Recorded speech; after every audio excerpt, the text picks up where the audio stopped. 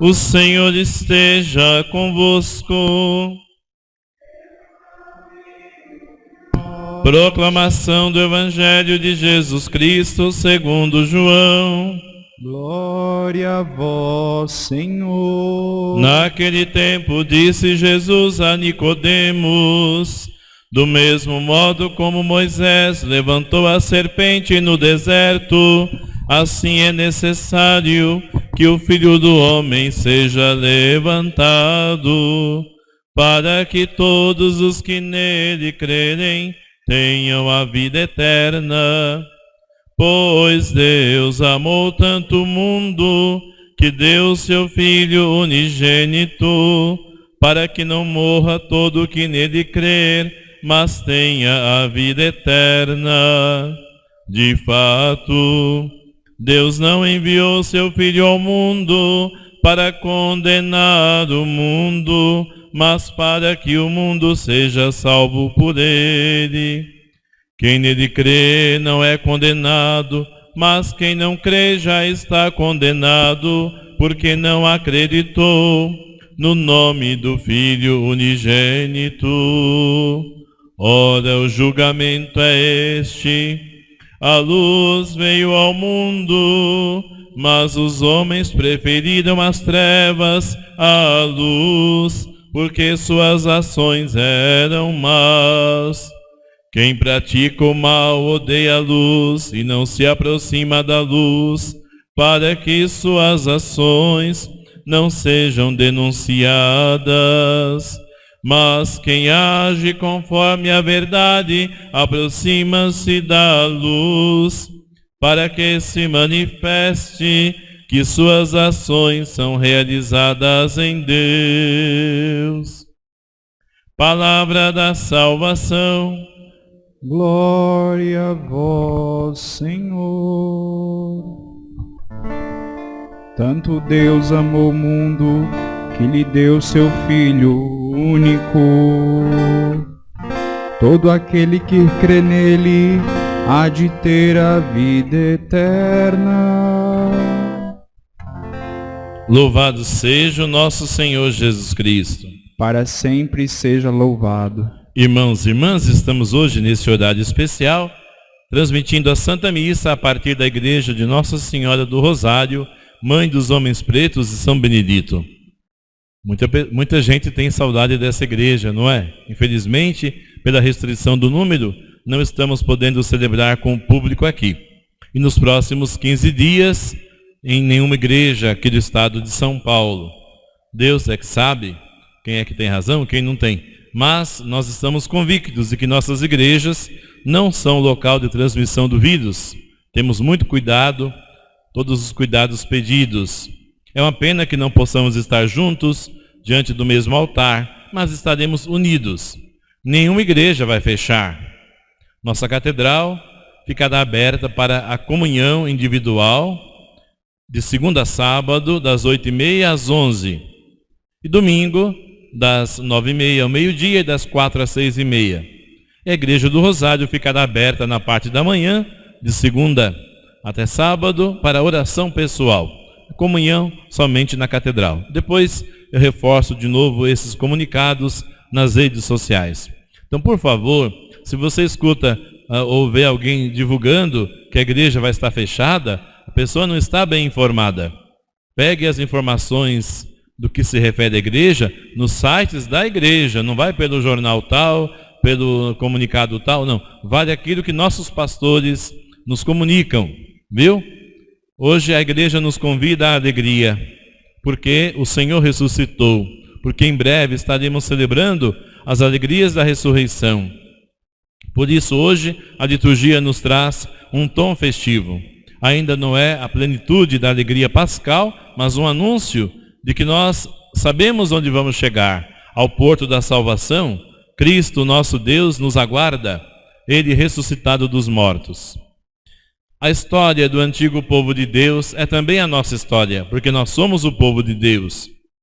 O antigo povo de Deus, denuncia hoje o livro das Crônicas, multiplicou suas infidelidades, e não só o povo, mas os chefes dos sacerdotes e o povo multiplicaram suas infidelidades, praticaram a idolatria, abandonaram o Senhor e profanaram o templo do Senhor com os ídolos pagãos. Nós podemos dizer, mas que povo sem juízo, adorando os ídolos. Pois é, meus irmãos, mas nós muitas vezes também caímos nisso. Porque os ídolos hoje são o dinheiro, o poder e o prazer. E às vezes nós nos matamos por essas coisas.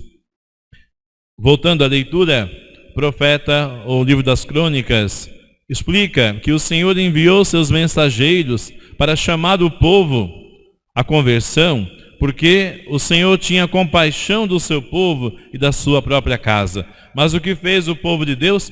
Zombou dos enviados de Deus, desprezou suas palavras. Por isso a consequência foi o exílio. Vieram os inimigos, os estrangeiros de Babilônia, incendiaram a casa de Deus, o templo do Senhor, deitaram abaixo os muros de Jerusalém, destruíram Jerusalém e, sobretudo, o rei Nabucodonosor levou cativos para a Babilônia os que haviam escapado de morrer pela espada e tornaram-se escravos do rei de Babilônia e dos seus filhos. Semana passada, o Papa Francisco visitou o Iraque. O Iraque é justamente onde era a região de Babilônia. E lá hoje os cristãos persistem já há 2000 anos sob forte perseguição, mas estão lá. E o Papa, quando foi lá, encontrou uma igreja inteira, ferida, mas plenamente igreja. Nós vamos passar assim uns dias sem estarmos juntos, no mesmo local celebrando. Irmãos, isso não é nada diante do sofrimento dos nossos irmãos, que não podem celebrar nunca, a não ser as escondidas, em vários lugares do mundo. Em muitos lugares onde o domingo não é feriado, como no caso do Iraque e dos países árabes, os cristãos precisam acordar mais cedo que todo mundo para ir à missa, ou após um dia bastante exaustivo de trabalho, ainda participar da missa à noite. Então, para nós, uma grande graça o Senhor nos concede com esse sofrimento temporário, embora, claro, que nos preocupa, nos faz sofrer. Bem, inspirando-nos um pouco nessa história do antigo povo de Deus, que podemos aprender? O pecado da idolatria, do abandono do Senhor, levou o povo à escravidão.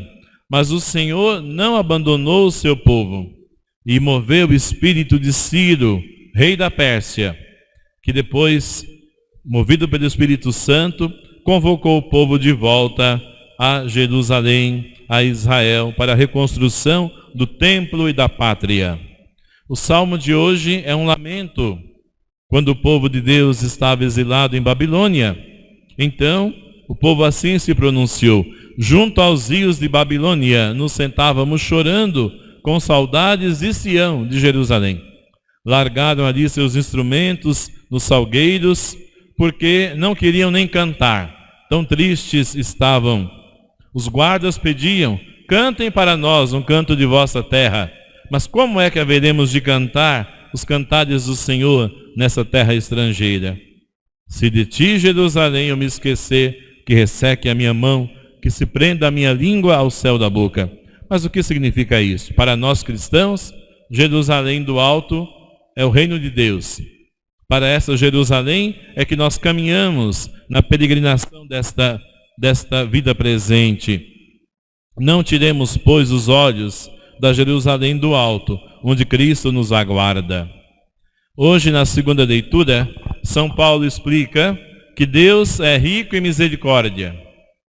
Por causa do grande amor com que nos amou, quando estávamos mortos, por causa das nossas faltas, Ele nos deu a vida em Cristo. É por graça que vós sois salvos. Ou seja, a iniciativa da salvação é de Deus, em Cristo Jesus, nosso Senhor. Essa salvação nós a temos gratuitamente, não por merecimento próprio, mas devemos corresponder a essa salvação que o Senhor deseja para nós, porque por nós morreu Jesus, Por nós, o Senhor entregou sua vida, para nós ele ressuscitou. Com efeito, é pela graça que sois salvos. Isso não vem de vós, é dom de Deus. Ou seja, em outras palavras, nós não merecemos a salvação, mas fazemos o bem porque somos destinados à salvação em Cristo Jesus. No Santo Evangelho de hoje, temos o diálogo de Jesus com Nicodemos. Era de noite.